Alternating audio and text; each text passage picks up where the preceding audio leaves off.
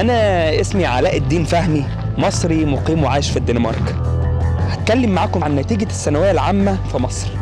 اللي مش هتفرج على الفيديو ده النهاردة للآخر هيندم ندم عمره.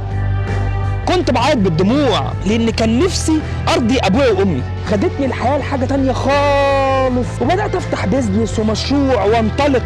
سافرت دول كتير جدا جدا جدا جدا في خلال الفترة اللي فاتت دي كلها، وربنا كرمني كرم ما بعده كرم. تشتغل في شركات انترناشونال وتكسب الافات الدولارات عشان تعمل مستقبل محترم ايا كانت شهادتك. هتلف العالم كله ببلاش، والنهارده ده يوم السعاده عشان ده يوم الانطلاقه والخروج من عنق الزجاجه. يلا بينا نبدا القصه بتاعت الثانويه العامه معايا، والقصه اللي انتوا بتعيشوها دلوقتي برضو اللي تخص الثانويه العامه. ناركو زي الفل، يلا بينا.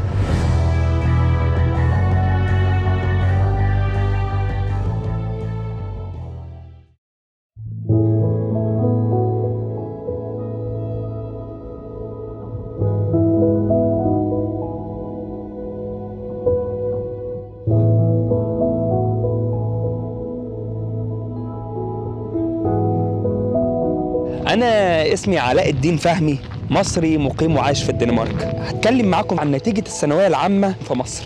النهاردة مش هنسافر بقى في استكشافات ودول زي الدول اللي احنا سافرناها كتير على مدار السنة اللي فاتت. اللي مش هتفرج على الفيديو ده النهاردة للآخر هيندم ندم عمره، والسبب في كده ان انا هديكم نصايح واقول لكم كلام من قلبي محدش في العالم ده كله هيقوله لكم. ليه؟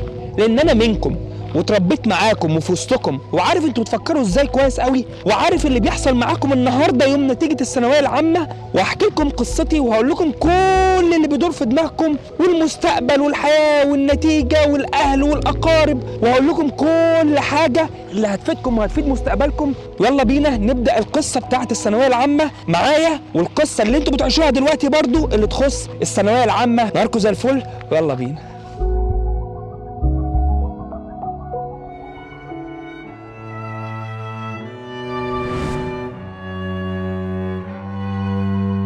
لو انتوا اول مرة تتفرجوا عليا في القناة دي فانا احب اعرفكم بنفسي. انا اسمي علاء الدين فهمي، مصري مقيم وعايش في الدنمارك من سنة 2020. عشت وتربيت في السعودية وجيت اخدت الثانوية العامة من مصر. كنت طول حياتي ما بحبش المذاكرة ولا الدراسة، ولا كنت بطيء اصلا اقعد على كتاب بصراحة. بعديها لقيت كل اخواتي مهندسين واهلي مهندسين ودكاترة جامعة. قلت ايه ده، هو انا الوحيد اللي هبقى فاشل في العالم؟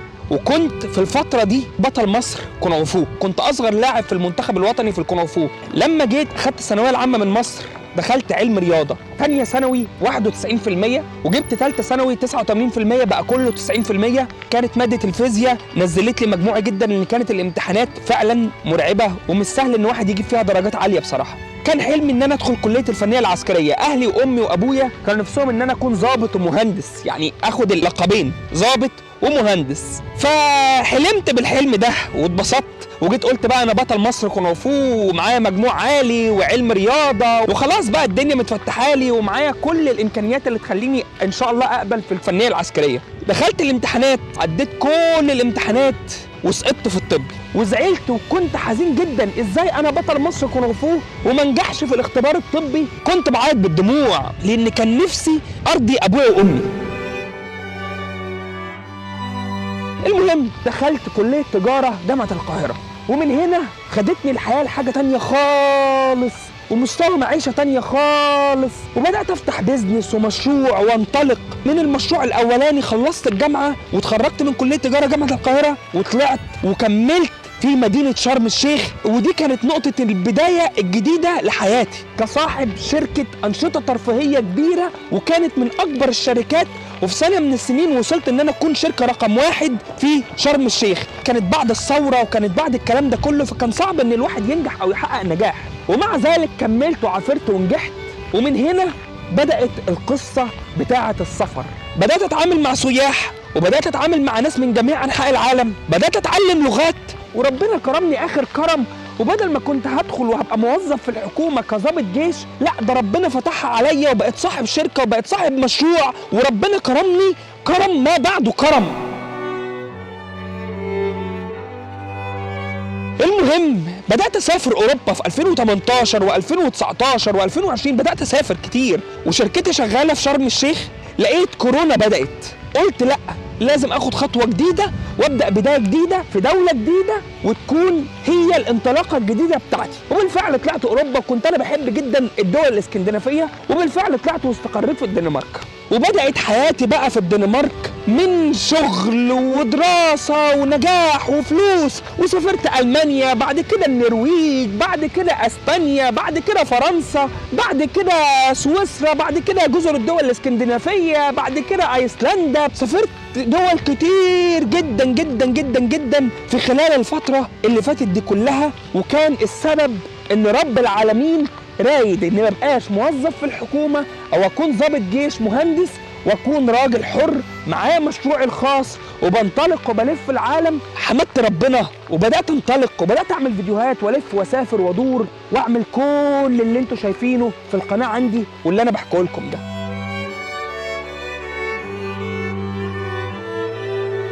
طيب انا حكيت لكم القصه دي كلها ليه؟ عشان اوصل لكم معلومتين، حاجه تقبلوا بيها وهو رب العالمين اللي يكتبه لكم تقبلوا بيه لان ده الخير، وقسما بالله الخير وهتعرفوه بعدين. رقم 2، ازاي بقى انا استفيد من الثانويه العامه دي واطلع منها بان انا الف العالم ببلاش ويبقى معايا فلوس كتير. تعالوا بقى افهمكم القصه واللعبه ازاي، وهتبقى احلى نصيحه هتاخدوها من اخوكم الكبير وهتدعوا لي وربنا هيكرمكم ان شاء الله اخر كرم. بصوا بقى يا جماعه، النهارده نتيجه الثانويه العامه واهاليكم طبعا كلها، اللي مبسوط اللي جاب مجموع عالي الف الف الف مبروك، واللي ما جابش مجموع عالي الف الف الف الف مبروك، ال2 مليون مبروك. الثانويه العامه يا جماعه هي مش نهايه المطاف. انا النهارده كنت بعيط بالدموع في الثانويه العامه عشان ما دخلتش كليه الهندسه ولا الفنيه العسكريه، والنهارده انا بلف العالم ومعايا فلوس ومعايا بيزنس اونلاين ومعايا حياه. السر بقى في الكلام اللي هقوله لكم ده. رقم 1، اي كليه هتدخلها في العالم كله لازم تدعمها بلغه. من النهارده تدخل تتعلم لغه، وانا انصحك بالالماني. اللغه الالمانيه يا جماعه مطلوبه في كل دول العالم، والمانيا فاتحه باب الهجره لكل شباب العالم. هديكم الطريق اللي يخليكم تكسبوا فلوس كتيره جدا وتتعلموا لغه وتسافروا بره. المانيا عامله حاجه اسمها اوزبيلدونج اللي هي التدريب المهني. دي فيزا بتقول لك ايه؟ اتعلم لغه الماني مستوى B2 في معهد معترف بيه، اللي هو زي مثلا معهد جوتا عندكم في مصر، واللي غالي عليه معهد جوتا يتعلم من اليوتيوب ببلاش ويروح الامتحان يمتحن وخلاص.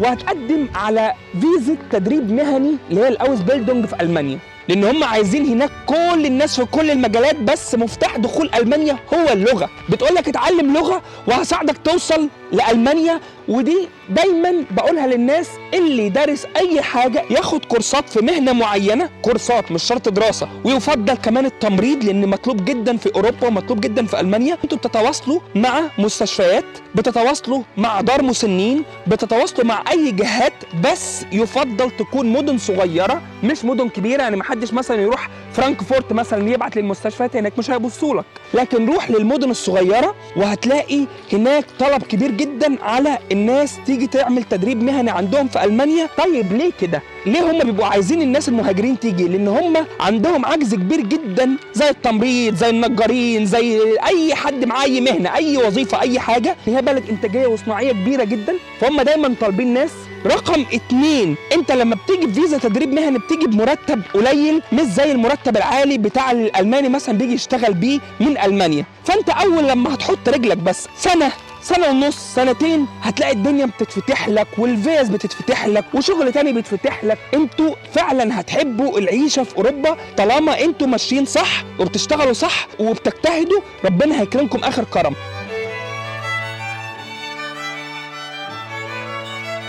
طيب ايه الحاجة التانية اللي هتكسبكم فلوس كتيرة جدا؟ انت النهارده اتعلمت او انت اتعلمت لغة المانية وربنا ما كرمكش وما سافرتش، اهلك ما وافقوش يسفروك اي حاجة، انت النهارده باللغة الالمانية ومعاك شهاده ايا كان الشهاده تقدر تشتغل كول سنتر. 500 يورو، 300 يورو، 400 يورو، احسبوا اليورو دلوقتي بكام؟ 20,000 جنيه تشتغل لو معاك لغه الماني، تشتغل في شركات انترناشونال.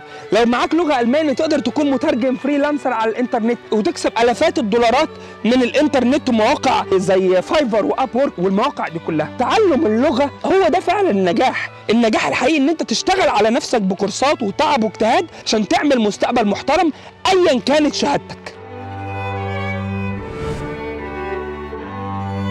رقم 3، تعلم البيزنس الاونلاين. دايما بقول لكل الناس اتعلموا بيزنس اونلاين يا جماعه. البيزنس الاونلاين من خلال اليوتيوب، ادخلوا عندي في منصات التواصل الاجتماعي، كل يوم بتكلم في الاستوريات عن البيزنس الاونلاين وازاي تجيبوا فلوس وازاي تتعلموا حاجه اونلاين تخليكم تجيبوا فلوس من وانتوا قاعدين على البحر وبالدولار. ويا سلام مكسب الدولار دلوقتي بعد تغير سعر الدولار في مصر. وشوف يعني اللي بيكسب 200 دولار بس بيكسب 10,000 جنيه 9,000 جنيه، و200 دولار دي والله بتطلع من الانترنت في يوم، والله العظيم بتطلع في يوم. وطبعا الانجليزي ده خلاص اساسيات حياه. تتعلم اللغه الانجليزيه دي ما بقاش اوبشن النهارده ان انا ممكن اتعلم انجليزي ولا لا. الانجليزي اساسيات حياه. الماني عشان تطور من مهاراتك وقدرتك وتجيب فلوس كويسه جدا.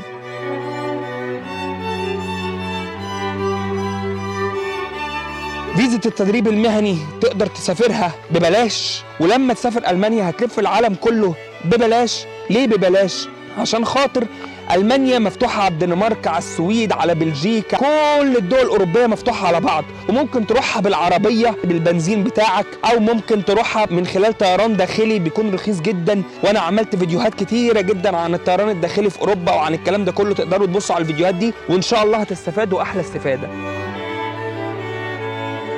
طيب تقدر تسافر أوروبا بعد ما تشتغل في مصر؟ طبعا تقدر تسافر. ليه؟ تقدر تسافر سياحة بفلوسك اللي انت جبتها من الكورسات ومن التعلم ومن اللغة ومن كل ده، لان انت عندك فيزا اسمها فيزا شنجن اللي هي فيزا السياحة لكل دول اوروبا. الفيزا دي من ضمن طلباتها بتقولك انك لازم يكون عندك عمل ثابت، لازم يكون عندك دخل كبير، لازم يكون عندك وظيفة محترمة عشان يضمنوا ان انت هتسافر اوروبا وهترجع تاني، مش هتسافر اوروبا وتهرب. فانت النهاردة لما يبقى مرتبك 20,000 جنيه يعني حوالي 400 يورو، ده مش مبلغ كبير جدا خالص خالص بالنسبة للشركات الانترناشونال. 400 يورو يعني حوالي 20,000 جنيه او 500 يورو يعني 20,000 جنيه. بعد 10 شهور بقى معاك كام؟ 200,000 جنيه. 200,000 جنيه دولت انت لو حطيتهم كمفردات مرتب وقدمت على فيزا سياحة شنجن هتسافر اوروبا وهتلف العالم كله بفلوسك، وده بعد 10 شهور شغل بس بسبب انك اتعلمت حاجة صغيرة زي اللغة.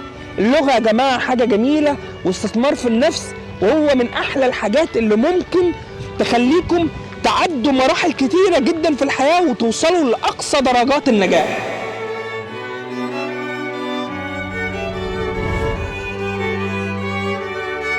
انا عارف ان دلوقتي الناس اللي ما جابتش مجاميع اهلها زعلانين. لو انتوا ناس كبيره دلوقتي بتتابعوني في القناه دي لازم تخلوا اولادكم النهارده في يوم زي ده يكونوا مبسوطين، واللي يجيب 50% واللي حتى شال ماده او مادتين تشجعوه وتدعموه. مش دي نهايه الحياه، والله ما نهايه الحياه، من قلبي بقولها لكم. والنهارده ده يوم السعاده عشان ده يوم الانطلاقه والخروج من عنق الزجاجه.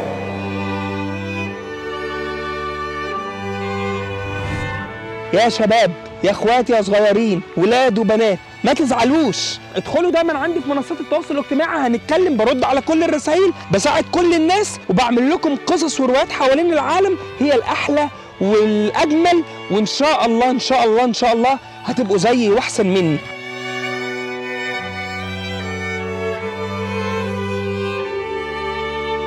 نهاركم زي الفل. انا بحبكم في الله. اعملوا لايك، اعملوا سبسكرايب، اشتركوا في القناه، خلونا نوصل ل1,000,000 متابع الشهر ده. وما تنسوش تشيروا الفيديو ده، لان انتوا لما تشيروا الخير ربنا هيكتب لكم الخير. خلي الفيديو ده يوصل لكل مصر، واي حد عايز اي حاجه يكتب لي تحت في التعليقات وهرد عليه.